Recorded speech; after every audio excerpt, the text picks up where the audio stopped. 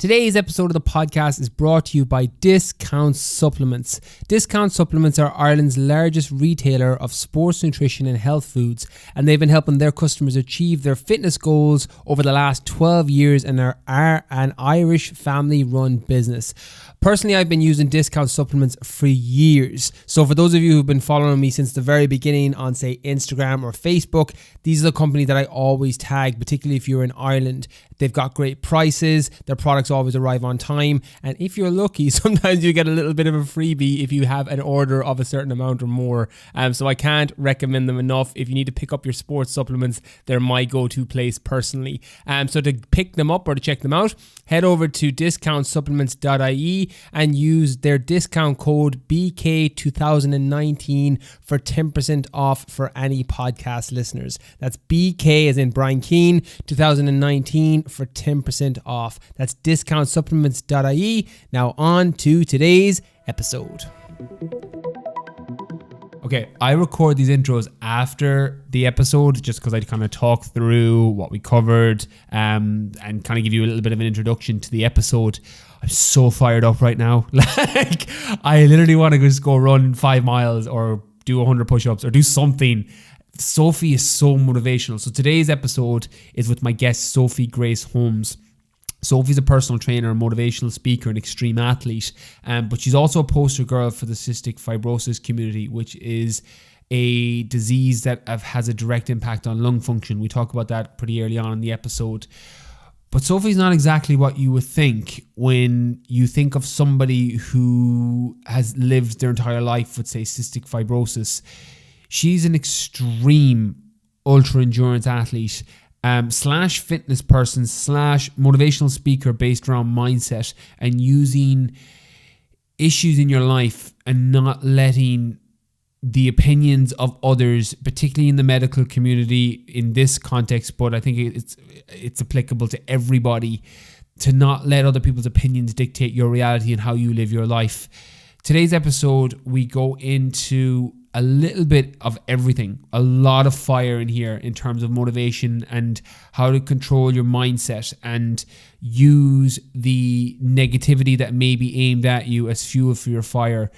We talk about things like goal setting procedures, which I'm always curious. Sophie was only the second ever person with cystic fibrosis to summit to get to the top of Kilimanjaro, the highest peak in Africa. She is about to do a 80-mile paddleboard from the Bahamas to Florida, and is cycling across Britain just under 1,000 miles in 9 days in this coming September. She's also ran a 100-kilometer race to the Stones in 2017, and has done countless things in between. She pushes her physical body to its limit and is constantly challenging herself to see how far she can go. Even though we do talk a lot on fitness, a little bit on nutrition in here, this is very, very heavy on the mindset side of things because it's what attracted me to Sophie first. I went into kind of her rabbit hole of Instagram several times when I was doing research for this episode, where I was looking for talking points, and I do kind of my due diligence before I bring on anybody onto the podcast, whether that is somebody that I've known for the last 10 years or somebody that I've just met. I kind of do that due diligence, but I kept getting lost in the motivation on her Instagram because of the content she puts out there and the very applicable to the real world that some of the struggles that you may be going through and how you need to condition yourself and contextually reframe the way you're seeing these situations so that you can move forward and progress and hit your end goal. She's really such an inspiring figure. I'm so glad there's people like her out there for either as a poster girl for cystic fibrosis community and the fitness world in general, but just to show that everything is down to the way that you see it, that you can't decide the life card you've been dealt, but you can sure as hell figure out how to play the hand. And I think Sophie Grace Holmes is a living testament of that. So without further ado, I hope you enjoyed today's episode. If you loved it as much as me and was fired up after, be sure to tag me and Sophie on your Instagram stories. And I hope you enjoyed today's episode with my guest, Sophie Grace Holmes.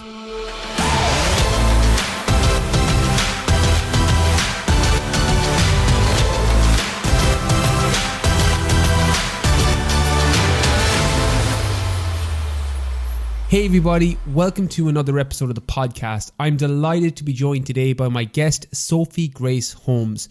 Sophie is a personal trainer, motivational speaker, extreme athlete and adventurer. On top of putting out amazing workouts and motivational images on her social media, she's also a pillar of the fitness world for the cystic fibrosis community. I'm so excited to talk all things motivation, setbacks, fitness, health, and extreme adventures in today's episode. Sophie, I've been dying for this since we connected last week and so sorted it out. Welcome to the podcast. Thank you. It's so exciting. It's actually so strange being on here because you don't even realise I've been like blitzing through your podcast the last few weeks.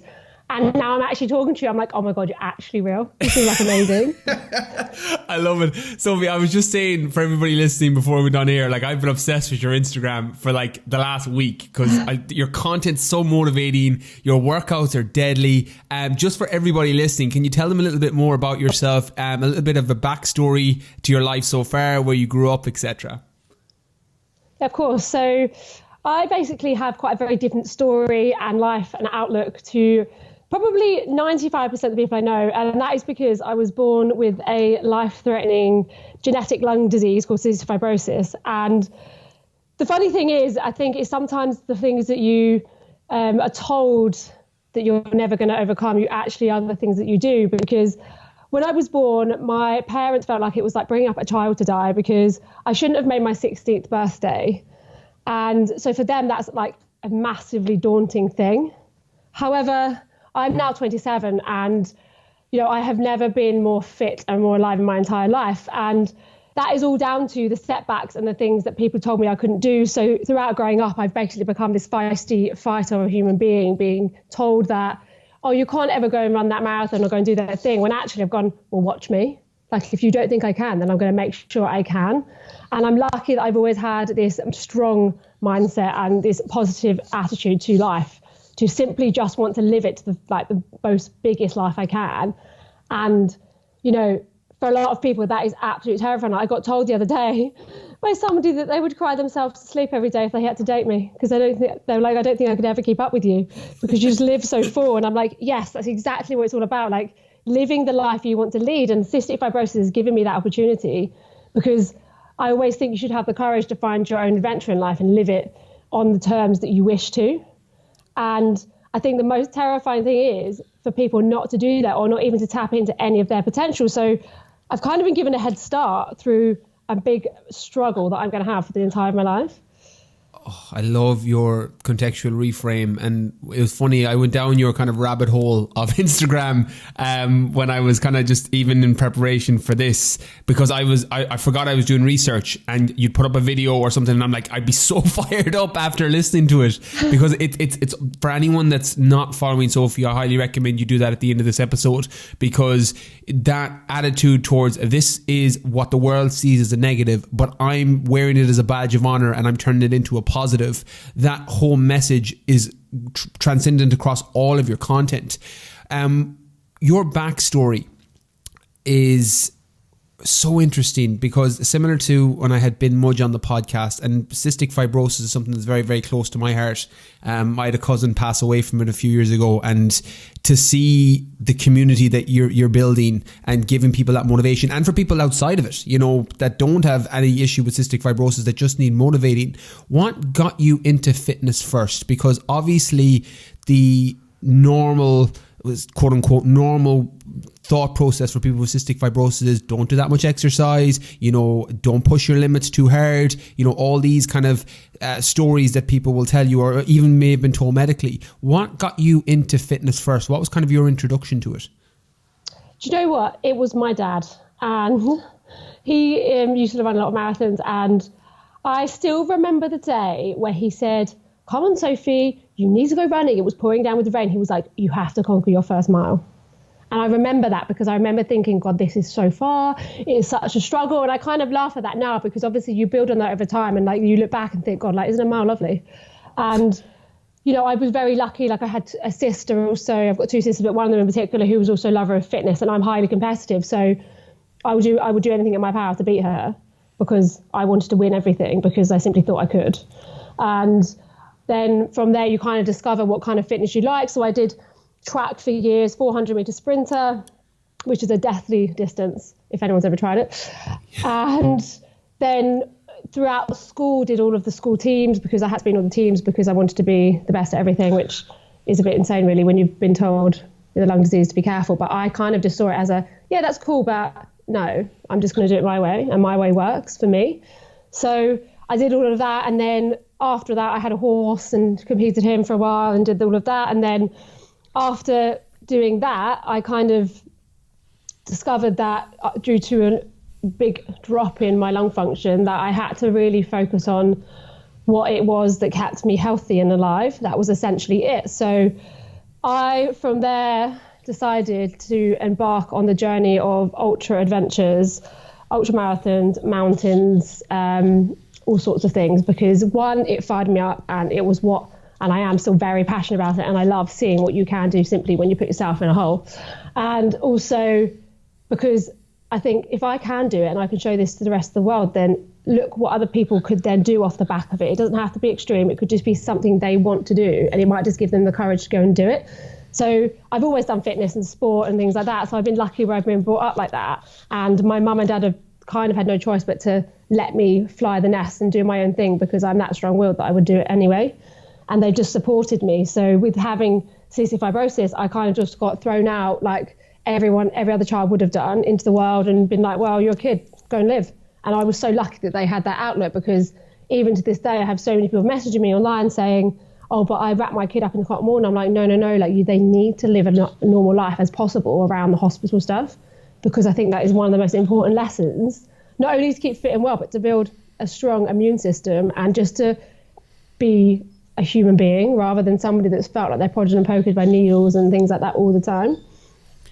I love one of your images that I think is, from my personal experience, one of your most inspiring images on your Instagram is your reality versus Instagram. I know that did the rounds on, across fitness people, and it was like, a non-makeup photo, or, a not sucked in photo versus like an amazing Instagram media. And yours is like one in a bed, I think doing one of the breathing apparatuses, or using one of the breathing apparatuses, and then the Instagram image beside it. I absolutely love that image. Yeah, that would be the one of me standing on Mont Blanc after completing the summit, and me versus having a bronchoscopy, which was literally about 5 months later. But it's one of those things, I think, because especially with social media, it's so easy to be sucked in and taken away by the good images. I love to try and keep things real, and I'm very lucky. I work hard, and like predominantly my life is hospital free, but it isn't 100%. And I like to show that, because it shows that, yes, I have the hospital visits, but I also go and climb huge fucking mountains. I love that. And do things. What was your first ultra event? Because I'm very curious to know your mindset, and I'm going to kind of delve into that as we go in through this episode. But what was your first ultra event that you signed up for? And kind of talk me through that experience.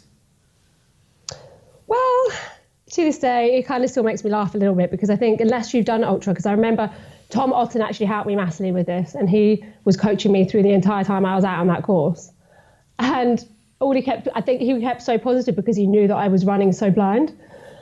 And I basically got offered this ultra event. It was a race to the stones. It was only 100k, and I thought, well, only 100k for everybody listening, Sophie, just to give context, because it's funny, as much as me and you and Tom and Marcus and other people do the ultra events, not an awful lot of people listening will listen. 100 kilometers is well over a double marathon, just to give everybody a bit of context to the distance.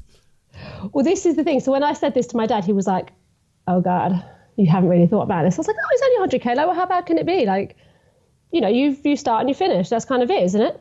You cross the finish line.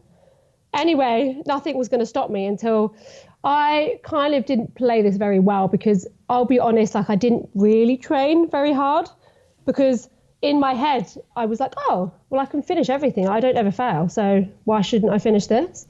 So my poor best friend got dragged along with me, and she had trained, bless her, which was obviously amazing. And I remember so much when we started this event and we were 5% in, and I was like, oh yeah, that's 5% done already. Like, this is going to be fine. And she just looked at me like, oh God, who have I started this race with? Like, why am I here? And obviously, as you know, with ultras, like you go through peaks and troughs, and you go as high as laughing until you're crying, until you're so low you don't even know what to say, you can't even speak, you can't even see. Like, so when you go through an ultra, you basically learn about who you are and what you're capable of. And I think that's the beauty of it. You have to go through the tough times and the struggles to actually come out the other side. And you have to be willing to get comfortable with that for a long period of time, because I was so sure that I'd gone crazy. That's the nature of the beast with ultra. It's funny, I was watching your Instagram stories today, and you were mentioning that when you, very similar to why I love ultra endurance events, is you have to physically push yourself to the point that you feel like you're going to mentally break. It's the nature of the beast when you're running 100 kilometers or less or more, slightly less or slightly more. But as a result, you kind of really find out who you are, because it's like, where does your mind go when you are physically at the end of your line, or you're into your tether? And one of the things I'm curious about, you've built this mindset up obviously over years and years of struggle. What was the kind of progression to, because we'll see the finish line of a 100-kilometer ultra marathon, we'll see the races of stones, we'll see all these incredible feats and journeys and different events that you're planning to do and will overcome and accomplish, I have no doubt. But your journey over the last few years to building that mindset that I can do anything and I can put one foot in front of the other and just get it done, was that something that you built gradually, or was there a catalyst moment, like a low point at some stage where you made the decision and a light bulb just flicked in your head in terms of your teenage years or maybe later in life? What was that kind of journey like for you? What built that strength? Was it gradual over time, or was there a catalyst moment? Well, I think it's a bit of a combination of both, because I've always been that person where I'm like, yeah, I can do this, I can do that, and never had a doubt that I could, because I was very good at telling myself that I had no choice, that I had to do it. You have to take action. But when I was 19, I had a 50% drop in lung function in about 3 months. And as you know, like, that's really sudden, and nobody could really figure out what was going on. And I ended up, for the first time in my entire life, in a hospital admission for 2 weeks, wired up to all these machines. And I was like, what is this life? Like, what is going on? Like, and I think that's when I'd actually realized I had cystic fibrosis and the severity of a disease. And actually, like, it could actually kill you if you don't take control. And as much as obviously it does come down to personal genetics and things like that, but I think we all have an element of control, whether you do have a disease or not, and helping it as much as possible. And I sat there, and the doctor turned around and said to me, he was like, well, Sophie, like, we can't seem to recover this. Like, I'm really sorry, but this is it for you now. This is your new baseline, and you're going to have to deal with that. And, you know, CF's going to take you like it does the rest of them. And then I thought, do you know what? You're not right, because you're basically basing something that you have no idea about, i.e. why my health has done this, on a normal statistic of CF. So I'm going to prove you wrong. And so I booked to Summit Kilimanjaro the following year in the aim that I would work up to that, because at that time there was only one other female that had summited with CF, and I was like, I'm going to be the second.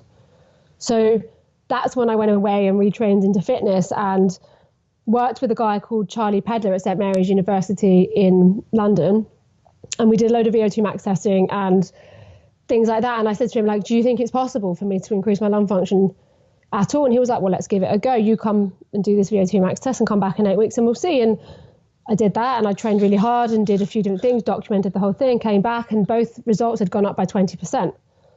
So I was like, okay, well, what happens if I do that again? So I went away, went back, and my lung function before I knew it was back at 100%. So I went straight back into the hospital, slammed the results down on this doctor's table, and I said, don't you dare turn around and say this to me again, or anyone else for that matter. There was always a way. And he then refused to see me for about 2 years because he didn't want to face me, because he knew I was right. Until eventually he went down on one knee, shook my hand and said, apologise, I'm sorry, now what can I learn from you? So, you know, that's a stubborn will that I wanted to basically take on the challenge. And luckily I love a challenge, but do it in a way that I knew that was safe, because obviously with a lung disease, you have to do it with the way that you know within your own capability. But at the same time, I wasn't going to be told at the age of 19 that I was going to die, because I've been told my entire life that I was dying, and yet I'd made it this far. So why can't I make it another 20 years? I love how you're literally using, I don't want to say negativity, but the words that are coming from, say, medical profession or people that are telling you, look, you're going to die. Like it's one of the things that I gravitate towards so much towards your content, and similar to my friend Ben Mudge, and I know this as someone that's, you know, had, you know, a cousin pass away from it. I've seen it firsthand, and to see you kind of come back against it is so inspiring, regardless of whether you have CF or not. I think that attitude towards life, on taking the fuel that people are telling you can't do something, or here's the statistic, it's like, well, here, I'm going to go against that. When you set a goal for yourself, like say Kilimanjaro or like the Race to the Stones 100-kilometer ultra, do you have like a goal setting procedure on how you work backwards? Do you kind of just, because you said that you kind of rolled in and rocked up to the 100-kilometer, what's your kind of procedure for when you set these massive goals for yourself, considering your starting position, you know, in hospital at 19, 50% lung capacity, you know, it's starting to, from the outside, look like it's going downhill. What's your kind of procedure when you set a goal and then working backwards from it? What does that look like? Well, so it depends on the goal. So like for Kilimanjaro, for example, I decided that there was no way I was ever going to be leaving Africa until I'd reached that summit, because I had one doctor sign it off because she was a mountaineer and she just said, I trust you. And so what I did is I saw the goal in sight and then broke it down backwards. So I was like, well, where am I now? Like, how far can I walk uphill without stopping? Like, how many hours is that? What distance is that? And then, because obviously when you do these races, that you do get like a breakdown of what each day may entail. And so then I started doing that training with a backpack on, and, you know, I did a lot of short, sharp cardio-based fitness, and because that's what I knew that I was really good at, and I knew that mentally I could build on that to increase that into longer distances. So for me, like, I did that, and then I actually went out to the altitude chamber in London and did a bit of training there as well on treadmills and incline stuff, and did lots of stuff like that, because obviously I'd never been into altitude before, and I was like, the only thing that will ever stop me is the fact that my body can't deal with altitude. And so for Kilimanjaro, I worked backwards that way, and then basically thought, if I can walk for 6 or 7 hours a day with a 15-kilo backpack on, then I can definitely do it. But there is no reason why not, because so long as you're fueling yourself right on the actual race or the actual mountain, and you're drinking enough and you're sleeping and things like that, like, there is no reason other than your mind giving in that you shouldn't make it, because you're never going to be too tired to do it unless you physically can't actually put one foot in front of the other. And that's kind of the way the ultra went. And obviously I was silly and didn't really prepare for it as much, but it kind of showed me what I was able to do without really trying, which is insane, really. Because funnily enough, I've never actually done a marathon. I've done an ultra marathon, I've done a half marathon, but I haven't actually done a marathon. Just skip the middle one completely. Well, it's like, if I'm going to do it, I want to do it in a cool place. So I've got to put that on hold until I find where I want to go. Yeah, I couldn't agree more. I want to kind of pause on this for a second. It's just because you said some interesting things there. I've spoken on the podcast in the past about doing pre-mortems on things, like what could literally in your case, what could potentially kill me? The altitude, you know, it's weighing up. Well, what are the things that could potentially stop me summiting Kilimanjaro, and then working backwards to prepare your body for that? And I'm curious, because you mentioned there the only thing that would stop you is your mindset. And I'm curious, what is your kind of self-talk or inner dialogue like because we all get to that point, and again, maybe I'm wrong, but I know myself, when I was running to the Sahara, running to the Arctic, doing all these other different events that I've done, your self-talk and your inner dialogue with yourself is always very interesting on where it goes. What does yours look like in terms of, do you repeat mantras for yourself? Do you just stay focused in the moment? Or do you use the fuel that you've been told? What does it normally look like for you when you said that your mindset is the thing that could let you down? What do you use to combat that or strengthen it so that you can actually hit your end goal? Do you know what? It's the most simplest thing. And it goes a bit like this. Pain goes away. Do not give into it unless you're going to die. Because as soon as you stop, and if you don't finish that race, that will be with you for the rest of your life. So you just have to keep putting one step in front of the other. Yeah, I couldn't agree more. I think that philosophy and you mentioned either today or yesterday on running 400 meters. I think it was in one of your workouts, and you told somebody, you were like, look, you're not going to die after sprinting or running 400 meters. Yeah. It's like, it'll be sore, you'll be in pain, but you're not going to die. I was like, it was actually really funny because I'd done 45 minutes of non-stop pad work on boxing, and then my coach was like, right, we're just going to do a quick 15-minute conditioning circuit. You're going to be doing 10 roll bucks, 10 burpees, 10 floor chest burpees, 10 squat jumps, and then I'm going to chase you for 400 meters. And he was like, if I beat you, that round doesn't count, so you have to do it again.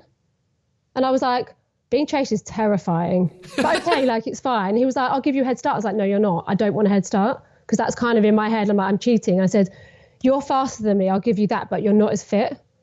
So that evens out eventually. So basically he ran one way around, I ran the other, and I obviously beat him 3 times over. And I was like, well, you better up your game then, because your client's being fitter than the coach, as a joke, obviously. But in my head, I was like, because I know where I'd point the pass, I passed him around this circuit. I was like, I know I can beat him.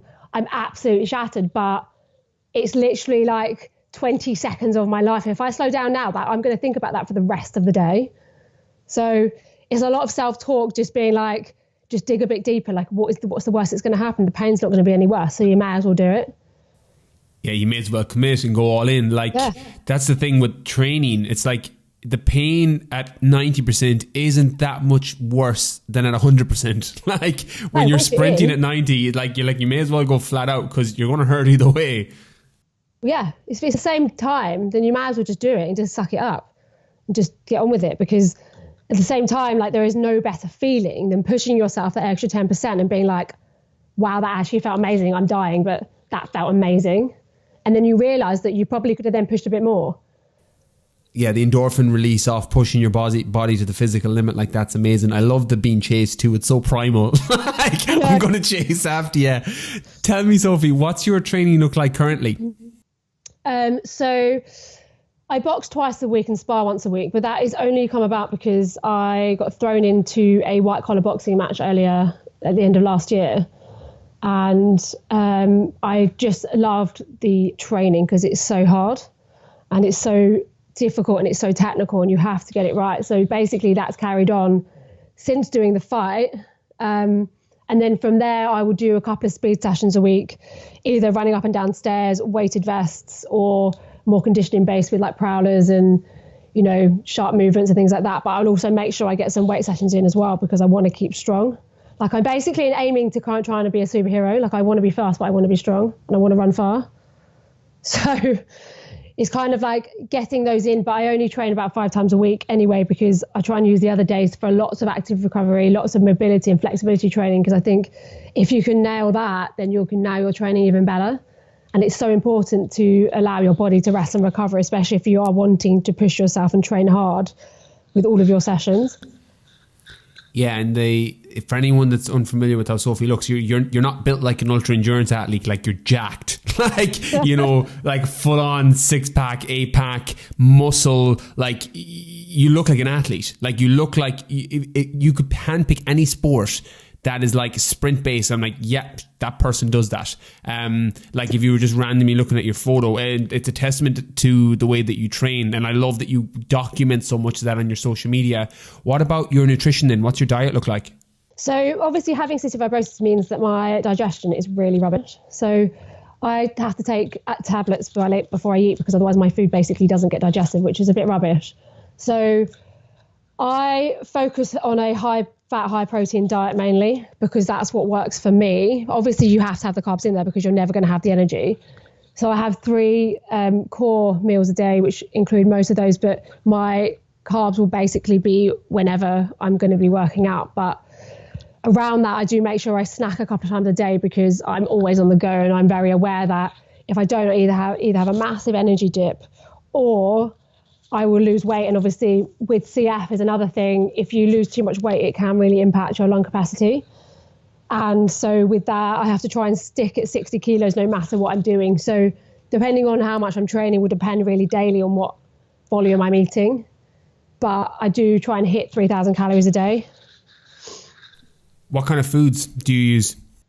So lots of, so I'm meat based. So lots of chicken and fish, lots of rice, sweet potato, lots of green leafy veggies, because for me, I find that really aids my chest, which is amazing. For breakfast, I'll either, depending on what time I'm getting up, which is usually 5, I will grab a shake or some porridge or something like that. And then about mid-morning, I'll have some eggs and salmon. And then after that, depending if I've just trained or whatever, will probably be something like chicken rice with some veg or something like that. And then in the afternoon, which is kind of like my afternoon pick me up, but afternoon secret enjoyment, is Greek yogurt peanut butter with broken up dark chocolate. It's like my indulgence for the day. Which dark chocolate? Dark chocolate, so it's 85%. Oh, that sounds nice. That sounds it's literally, especially to have it after training, it's like, yes, this is so good. Or if you are feeling adventurous, you can freeze it and eat it as ice cream. That's also pretty good. Yeah. And then I'll have a dinner very similar to lunch, depending on what's going on. But if I am still hungry, I will, like last night, for example, after my being chased, I was still hungry. So I had a bowl of oats before bed, because for me, like, it's really important that I don't go to bed hungry, because otherwise I don't sleep. What's your sleep like generally, if assuming that you've eaten and you're not going to bed hungry? What do you like as a sleeper? Really well, actually. I'll get 8 hours sleep a night, near enough. Like, I've got a little sleep routine that I go through. And actually, since listening to you, I'm considering getting some blue light blocking glasses as well. But I think sleep for me is a massive part of it, because when you have to, or you want to get up at 5 every day to get on and do your thing, it's so important that you actually rest and sleep, because I'm not a believer of like lack of sleep will help you. Like, lack of sleep will just eventually catches up with you. And especially if you are wanting to go all in your business and your job and your friends and everything like that, and your fitness, it's so important that you try and get the 8 hours. And generally, I will get that, because I think it's really important. And because I'm obviously battling CF at the same time, and which I think Ben probably would have said before, sleep is one of the biggest things that you need to be rested. Yeah, I always think of like foundation pillars for fitness, nutrition, training and sleep. And anytime anyone ever asks, I always have nutrition as like the main one, but then sleep is next. And then training is normally third, because if you're not sleeping, you're not physically or mentally recovering, and it's going to have a negative impact on the following day. You get up at 5 a.m. and you mentioned there about grabbing a shake. Do you have any morning routine, or do you get up and you just go as soon as you wake up? What do the first 60 to 90 minutes of your day look like? So I'll get up and I actually write down my gratitudes while my brain is waking up.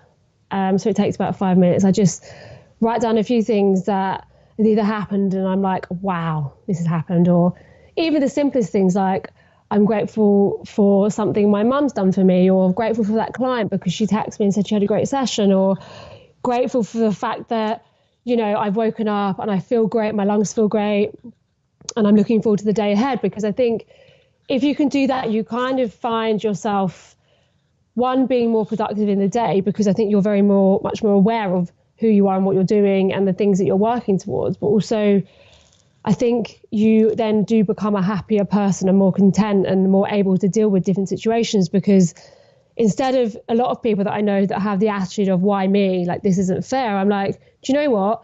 I've been given this hand and I'm very lucky because it's made my life. So I'm going to be so grateful for every single day that I'm here, because we only actually die once. Like, you live every day, but so for some reason people say it the other way around. And I always find that really confusing. So I'm like, you have every single day to find out, like, have a new opportunity. Yet for some reason you let the days run away. Like, I'm not saying, like, obviously, you know, every single day should be a great day, because every single day there's different things that come up. But generally, you know, if you can get up and count your gratitude, you'll find that you'll have a much nicer life. So normally once I've done that, I jump in and have a cold shower. I've been doing the cold shower thing for a while now, which is actually changed my life quite a lot in a really random way. So I do that to try and, like, wake me up and kind of get me ready for the day. And then what's your core, just to pause on that for a second, what's your, because I saw in January you started the Wim Hof challenge, the cold shower, and it's obviously stuck. How long do you do in the cold shower? This is an amazing way to start a day, by the way, for anyone listening. I've done something similar. What does your kind of cold shower look like? Do you jump in and out? Do you stay in for a certain period of time? Do you just get a short burst and then come out? What does that look like? Well, I started off with a challenge, and it was basically you built up over 4 weeks, 15 seconds, 30 minutes. So I did that because I was like, I'll follow it and just see. And now, depending on how I feel, it depends on what I do. So sometimes I jump in the shower and do a bit of hot, cold therapy. So like 20 seconds cold, 10 seconds hot kind of thing for a few rounds. Sometimes I jump in just for like a minute, cold shower, get it on your face, just wake up. And like, it gives you so much energy. Like, people think I'm mad when I say this, but I'm like, go and try it and don't tell me that you don't feel energized after. Like, obviously it's going to be cold for a while, but once you get used to it, like, it actually just instantly wakes me up and I'm like, I'm ready for this day. And it's weird how something like that I never really thought about before has impacted my life so much. And it's something that I probably will always do now because, one, it's so good for you anyway. There's so many health benefits, but also just a mindset thing. Like, I feel like I'm up, it's woken me up, I'm ready, like my body's ready. And so I can just take on this day, whatever it's thrown at me. Yeah, it's an amazing way to kickstart your day. I just finished the book by Scott Carney, What Doesn't Kill Us. It's a New York Times bestseller, and it's featured around Wim Hof. It's one of the original kind of books that put him on the map, just because of the mass distribution from, you know, a well-known journalist.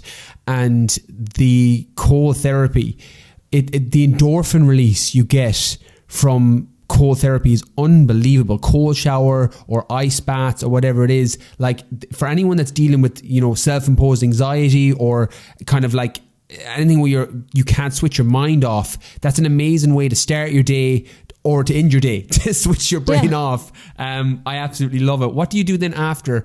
Just before I had kind of cut you off to bring it back on what your routine was for the morning, what do you do after the cold shower then? I'll go and eat. So depending on how much time I've got left, it'll either be porridge or a shake. And then I will make a coffee to go with me as I leave the house. So it's quite a simple routine, really. But it's something that really actually just sets me up for the day. You mentioned a quote there, or your own quote. I'm going to quote you on this: is that you die once but you live every day, not the other way around. I'm 100% putting that in the episode show notes somewhere. I absolutely love that. We spoke about this very briefly just before we went on air, and I said hold it. I said we'll talk about this on air, because I'd normally ask people what they do for their downtime, and I'm sure you have methods and things that you enjoy. But you spoke about that you're happier when you're doing things and you're constantly going. Talk to me a little bit about that. So I'm the kind of person, like, I thrive off of doing things, whether it be for something to do with my downtime, whether it be my career, fitness. And for me, like, fitness and mental health come in hand, and I always feel better and I'm more positive, although I'm very positive anyway. If I've even just moved, I'm not talking going to smash myself in the gym, I'm just talking even if I'd just been for a walk. And I think people associate sitting down with happiness. Does that make sense? Or confusing comfort and happiness. Yeah. And actually, for me, like, yes, of course I enjoy sitting down every so often because that's normal, but actually I'm far happier and I feel so good by the end of the day, even if I've done just one or two things within that day that make me feel good and it make me busy. And like, I stick to quite a strict schedule to do with my work-based life and things like that. But the busier I am, the happier I am and the more productive I am in my life. So it doesn't mean to say I don't have quieter days, but I certainly probably wouldn't ever have a day where I sat down for the entire day, because I know that I would feel really groggy and slow and I'd feel a bit off in my mind, and I don't want to feel like that. So even if it's just going out for a walk with a friend and a coffee or something like that, I would much rather keep moving and do something and actually make the most out of the days, especially if I do have a day off, because for me, that's what makes me happy. And I think a lot of people, as you say, confuse happiness and comfort. And actually, it doesn't always work that way, because you do find there's a lot of mental health associated problems that come with people that don't do a lot, that have too much time to think because they're not actually going out there and taking action and just doing things they actually enjoy for some reason. So as much as I'm not 100 miles an hour every day, I do try and fill my days because that's what I enjoy doing. And most people think I'm absolutely insane. Yeah, that's the beauty of like living your own path and doing your own thing and not being too worried about the opinions of others, means that you can basically run life the way that makes you the most happy. And I think that I just want to touch on that before we move on. That confusing comfort and happiness is something I've done in the past, 100%, where I confused nice things, having nice, having other people look at you and think, oh wow, look how well they're doing, and sitting in a nice warm house, and you think that's happiness. And ironically, the happiest I've probably ever been outside of, life events like my daughter being born, etc., is when I'm at the most uncomfortable, running through the Sahara, running through the Arctic, because you're physically challenging yourself and you're making yourself mentally strong. And I think that just understanding and not confusing the two is a very, very important way of thinking for anybody that is a bit misunderstood on it, as someone that kind of lived the other side and had to come out the other kind of way or come out the other angle from it. With mental health, you mentioned mental health there a couple of times. Is that something that you had struggled with? And the reason I ask that is because of the gratitude journal in the morning and the way that can kind of rewire your mind to focus on the positive things. And I'm a big believer in that. I do the exact same thing.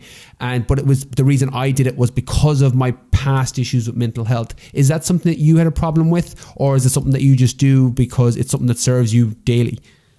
Do you know what I think? I'd be lying if I didn't say there was an element of mental health, because I think everyone goes through times where they struggle. And there was a time where I was a bit like, but why have I been given this disease? So I didn't ask for this. And that's when I realized that you can use things to your power. And I basically really enjoy counting my gratitudes, because I think it is one of the most important things you can do, because I think we spend so much of our lives being like, okay, what's next? Like, for example, last year I summited Mont Blanc, which was one of the most crazy experiences of my life.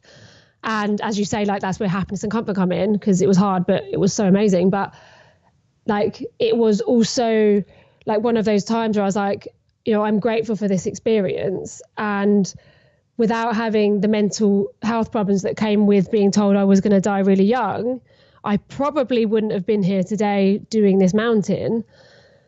And I think, it's just important to actually realize whether you are having mental struggles or not, because I think a lot of people try and shy away from it. And in fact, if you just face it head on and deal with it and try and move forward with it, then, you actually find that you build a life that you may have not even ever expected to build, or do things you may have never expected you have the capability to do, simply because you've taken life by the horns and been like, you know what? Yes, I'm struggling, but that's also okay. But what am I going to do about it? And I just think it's just really one of those things where if you can have that attitude, you can have people help you show you that way. Because I think a lot of stuff with mental health, you have to deal with it yourself. Like, you have to be ready to deal with it. You have to be wanting to take it forward and find a way through it, because somebody can tell you till you go blue in the face of what you need to do, but you actually have to take your own action. And I think for me, that's why I started doing it, because I was like, I don't want to be, I'm sick of having certain barriers up. I want to get over them. So this is how I'm going to deal with it. What does that process look like in terms of when I think of dealing with mental health or dealing with any kind of mental or emotional struggle? When I hear gratitude journal, I think of like tools in the toolkit. What are kind of some of the other tools that you have for people listening? Because there's people listening that, have self-imposed anxiety, have environmental anxiety or depression because something's not right in their life right now. What are kind of the other tools that you have? Do you go internal and handle it yourself, or do you have an inner circle of people that you communicate it with, or do you go to books and podcasts and try and search for the answer? What's your kind of process or other tools that you use when a mental struggle like that comes up? So I have two main ones. One of them is I will go and speak to my best friends about the struggle, because 9 times out of 10 I find that I know that I'm being a bit ridiculous about it. So basically, to confirm my initial thoughts, I will go and speak to my friends that then turn around and say, yeah, you're being a bit silly, you're over exaggerating, things are going to be fine, like seriously, like it's going to be fine, don't worry about it. And the other one is I take myself back to a time where I feel would match that struggle. or match that feeling and think, well, I've got through it once, I can do this again. In actual fact, I'm a stronger person than I was. So basically, this is why I do 3 things a day that try and help combat that regardless. So obviously one of them is a gratitude journal. One of them is to basically do something to build mental toughness. So something that I find really hard or something that I don't want to do. And then something that I know is going to make me feel good or bring me happiness within my day. What are examples of both of those? What would be like, a recent example of the mental toughness and a recent example of the happiness? So happiness, say for example, on Sunday, I was lucky enough to celebrate one of my best friend's engagements. So I got the opportunity to go around there and have some champagne with her, and that obviously seeing her so happy brought me a lot of joy. And, it was something I actually knew about for months. So finally I could talk about it. And so that was one thing for that day. And something that I would find hard, either fueled by fitness or something that I don't want to do, like 10 laps of hill sprints, for example, because they're hard in a certain time, or doing my daily medication regime, which is quite extensive. Yeah, I love that philosophy. Every podcast that I do, I'm so fortunate that I get to speak with people like you. I always take something myself personally and like selfishly.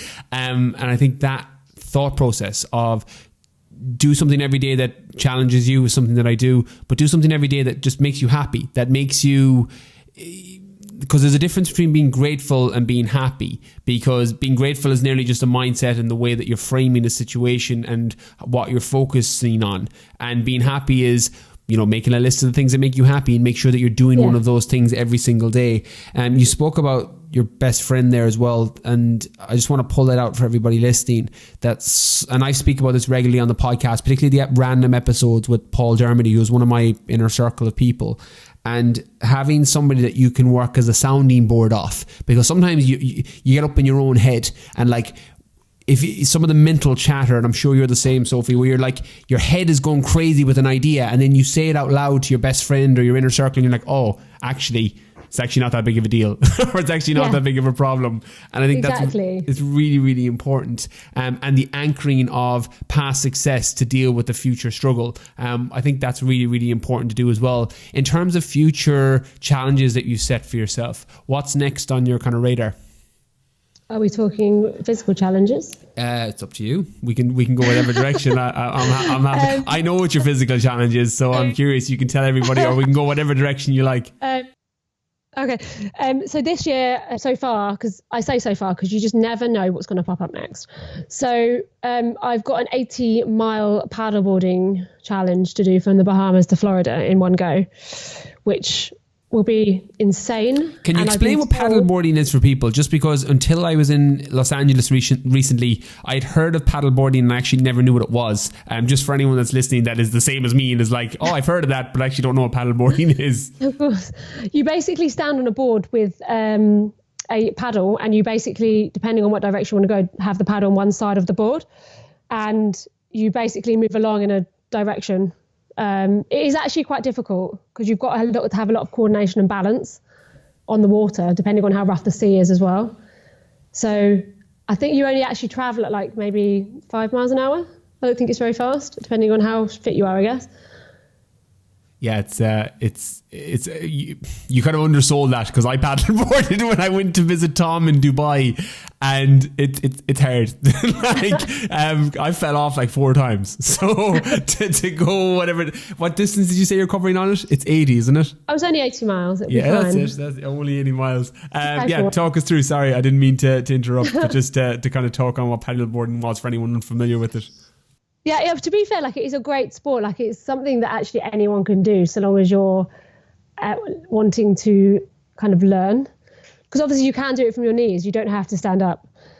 But it's an 80-mile paddleboard from the Bahamas to Florida. And I spoke to the guys about it, and they're like, oh, well, don't worry, you can get off the board at any time. And I was like, hang on a minute. No, if I'm doing this, my feet are going to be firmly on this board for 80 miles. You're just going to have to throw me the snacks, and I'll set up a picnic on my board. Like, I'm all in. Like, it's all or nothing. So alongside that and the sharks that we're going to see, it's going to be a bit of an incredible experience, I think, because it's something that I never expected to do. So I've been really lucky to be offered that. And then about 8 weeks after that, I'm actually riding the length of Britain on a bike. So 1,000 miles from Land's End to John O'Groats. So that'll be over 9 days. That's nuts. Yeah, it's the 980 mile challenge over 9 days. Yeah. Like just under 1,000 miles. When is that? That's September, isn't it? Yeah, so that will be from the 7th of September, which is going to be really fun, and it's going to be hilarious because up until recently, I have never sat on a road bike. So always do the things you think you can't do and prove you can. Yeah, I couldn't agree more. It's the philosophy on that one. Yeah, I literally couldn't agree more. Like it's funny because we were chatting last week or the week before about, you were talking about, a couple of things that you're thinking of doing next year, 2020. And I got that same exact vibe from you. It's like, just throw yourself into the deep end and kind of figure it out. Like, I always think of the analogy, bite off more than you can chew and then just learn to chew faster. I think that philosophy it can be sometimes gets you into trouble in terms of, it's got me into probably a lot of trouble at times, but it's when you come out the other side, it's always like super confidence building and you feel so much better for it. I'm going to take a slightly different direction now with just some other questions, so feel free to expand on them or answer them however you see fit. When I say the word successful, what personality trait or characteristic comes to mind and why?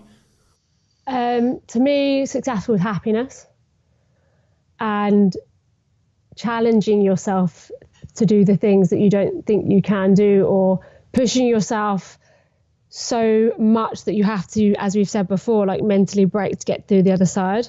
And I realise that most people now think I'm going to think I'm absolutely crazy, but that to me is success. Like, it's not down to money. It's not down to anything like that. It's not down to how many houses you've got. It's down to those things exactly. The next one, you can take this in whatever direction you want, just because having been through the life and lived the life that you've lived over the last 27 years or so, you've obviously had a lot of failures, either from your health standpoint, from the fitness standpoint, physical area of life, just because of constantly challenging yourself. But do you have a favorite failure, in the sense that a failure that at the time you were gutted that this is what happened, but it actually set you up for later success? Do you know what I do? And it was about just over a year ago this happened, and it was an unforeseen incident that occurred, which basically meant that at the time my business crashed and there was nothing I could do about it. It wasn't even my fault. It was something that happened. And then about 2 weeks after that, I was involved in a really serious car accident. And to me at that time, like, my whole life had crashed down into one. And I literally was like, what is going on? Like, not only has this happened to my business, I've literally nearly died in a car accident. I don't know what to do with it. And then obviously over time, when things kind of are processed and you get through it, you're like, do you know what? Those two things were a massive wake-up call and enables me to actually meet the people that I need to be working with, and the people that actually believe in me and that will push me in the right direction. And the car accident especially made me actually want to live even harder, which most people didn't think that was even a possibility. But, I always see that you never really fail because you always learn. And if you can learn to enjoy anything in your life that you are failing at, or things that happen, then you're only ever going to be successful. So you've just got to move forward in life. I think, yeah, life happens, things go wrong. There are big failures in life, but they do happen for a reason. And you will be then redirected down a path that actually is maybe more suited, or also a path that you never ever expected to be led down, which is the amazing thing. Because obviously in the time of turmoil, you're like, wow, like, what do I do with this? But I can guarantee you, whatever has happened even to you in your life and things you've had, you'll look back and think, well, thank God that happened. It's so funny how often you hear a version of that from people who are going after the things that they want, where they either frame failure as a positive thing, that the seed of every failure is kind of the tree of future success. But a philosophy, I can't remember, was it my mother or my grandmother that used to always tell me. I remember when we were kids, me and my sister, it was the philosophy that, you know, sometimes the universe has to give you, you know, can't give you what you want so that it can give you what you need. And that philosophy can be very, very supportive when going through troubled times. And there's people listening now that it might not be a car crash. It might be, you know, being let go from their job, a failed exam, you know, a bad relationship. There's struggles, but those failures are feedback for future success, and you need to be able to see it that way. Next one. What purchase of £100 or less has most positively affected your life in the last 12 or 18 months? Oh, I've been thinking about this all week. What's that? Listening to you. I've been thinking about this all week because I knew it was coming. I knew it was coming. It's a really hard question because there are so many different things that I have purchased for under £100 that are useful. You can go a little bit over. If there's something that you feel very passionate about that you're like, nah, that was £150 or £200, you can share that too. If it's something that you're like, I don't know how I couldn't live without this right now. Okay. But actually, my purchase is really simple and it cost about not even probably £9. A resistance band that I can take anywhere I go. Not only obviously it helps your training, but it helps you with mobility and stretching. But it's actually one of those things that has aided my training so much because it's enabled me to travel and train, which is a big thing that I know people struggle with. So I've been able to go away. Like last week, I was in Switzerland, for example, took it with me, did a bit of training with it in my room or in the gym or whatever. And it's just been really helpful for all kinds of things. So that. Yeah, it's really, really handy. I used to travel everywhere with the TRX, which is slightly over £100. I can't remember how much my TRX cost until someone broke it. I lent it to someone in the gym and they broke it after 30, 40 seconds. I was like, how did you, but you haven't had it 2 minutes. I was like, how did you break it? How dare they? Yeah, but it happens. Next one. If you were given, this one's a little bit of a left curve because I've only used this once or twice in the podcast, and I know you're an avid listener, so I'm like, well, I'll have to throw you a couple of curveballs. If you were given the chance to live one day in the life of somebody else, living or dead, who would it be and why? Oh, that's really difficult. Do you know what? You probably would have had this maybe before if you've asked it before, but it would be some form of athlete. So somebody like maybe Marcus Smith, because I think his mindset and stuff, or Tom Otten, is out of this world. And some of the things that he says and or goes through or pushes himself through. So for me, it'll be an athlete, but doing a race. So you could physically feel and, actually hear what their head's telling them and how they overcome things, because I think it would be such a powerful lesson. Because I think everyone assumes that athletes especially don't have these doubts and things and don't have the devil on their shoulder talking over them being like, oh, you can't do that. But actually they do. And it's how they deal with that and how they push forward and how they find the extra 10% to finish that race or to find a new PB or something like that.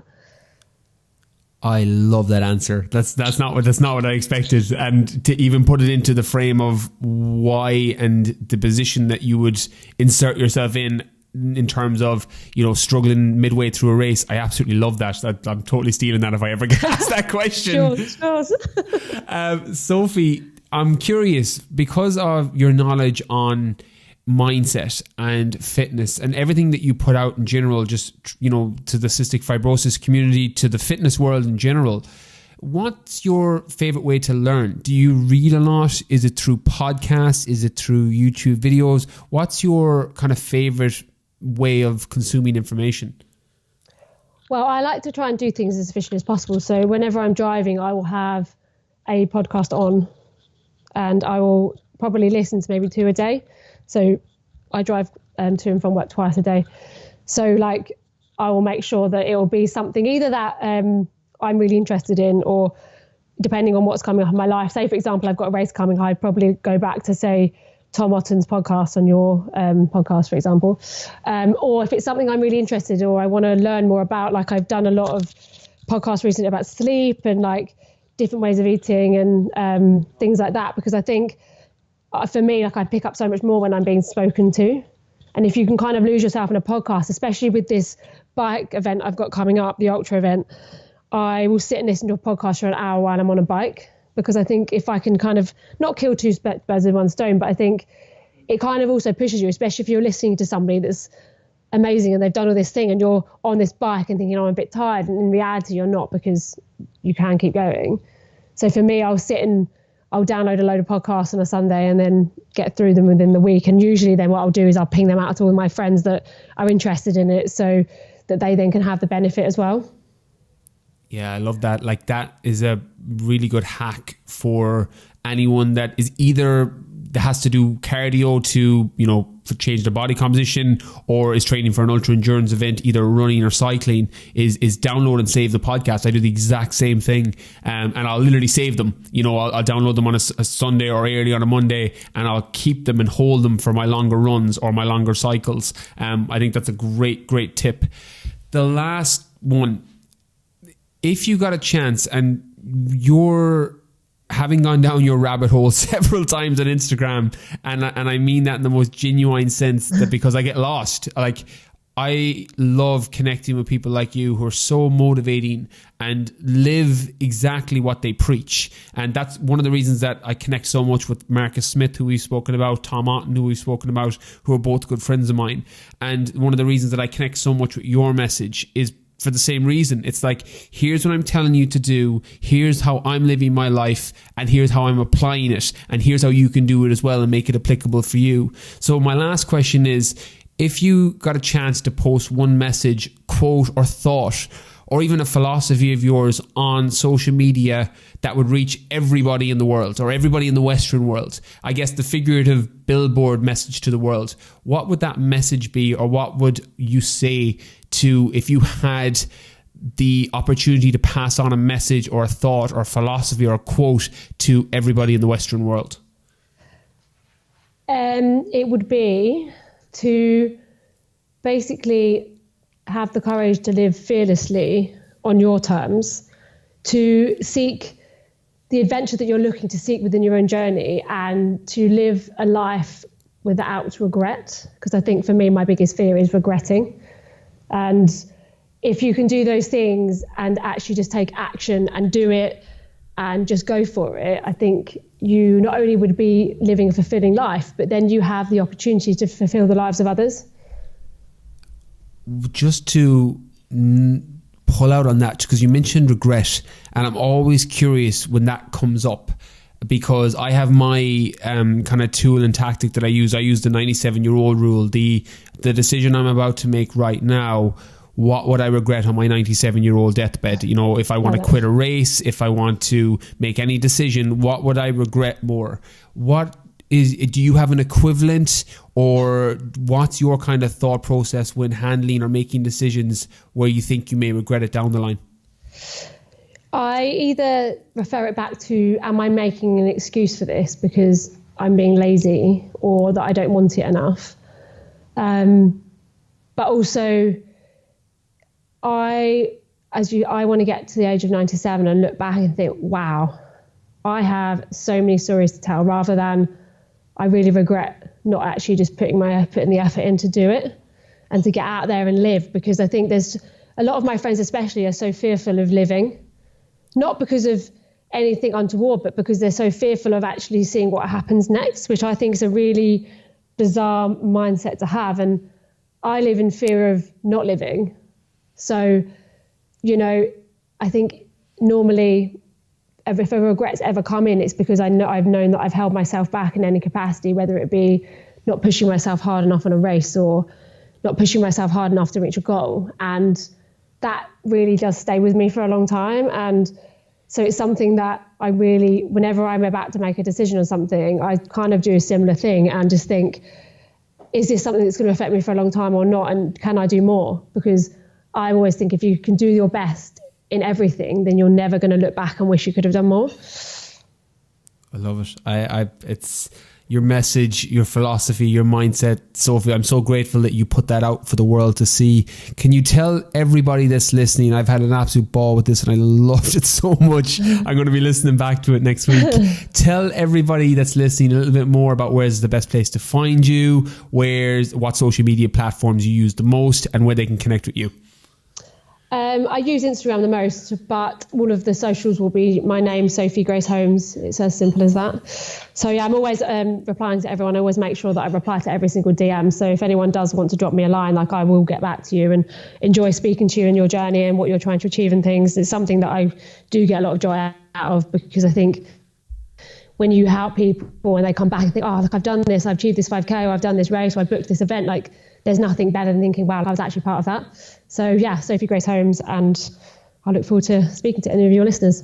It's so funny. I heard a quote that just, you reminded me of it there, was somebody asked, I can't remember who it was, I think it may have been Gary Vee or somebody in the motivational space, and they asked, how do you motivate a motivator? They're like, tell them you're motivating them. I was like, that. It just reminded me, because I'm the exact same. When people are like, because this is one of the ways we connected. You're like, loved, the podcast with Marcus, with, the Arctic, with Tom, so motivating, and that motivates the shit out of me. And for everybody listening, do the exact same thing with Sophie. If you're following her content and she's motivated you like she's motivating me, be sure to hit her up, let her know, because that's how you motivate a motivator. Well, it's true though, isn't it? And then, because we're like the way we are, we're like, what can we perform and do next? Like, what's our potential? And then you go off and book something else and you're like, oh no, that was all your fault, but it was going to be amazing anyway. I love it. Sophie, I will link everything in the show notes for everybody listening. If you go to briankeenfitness.com, I will have all her handles and everything linked on those show notes. Sophie, thank you so much again. This was freaking awesome. Oh, thank you so much. It's been amazing. It's been so much fun. Oh, I'm so fired up after that. I love that line. You die once, but you live every day. It's not the other way around. I'm going to brain tattoo that. I absolutely love this episode. I'm so fired up after listening to it.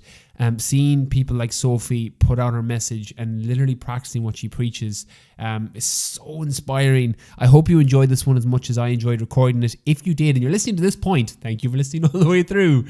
Be sure to tag me and Sophie on your Instagram stories. I'll link all the information about this episode in the show notes, and let me know what you thought. If you were as lit up and as fired up as I am after this, be sure to let me know. Thank you all for listening. Catch you all next week for another episode.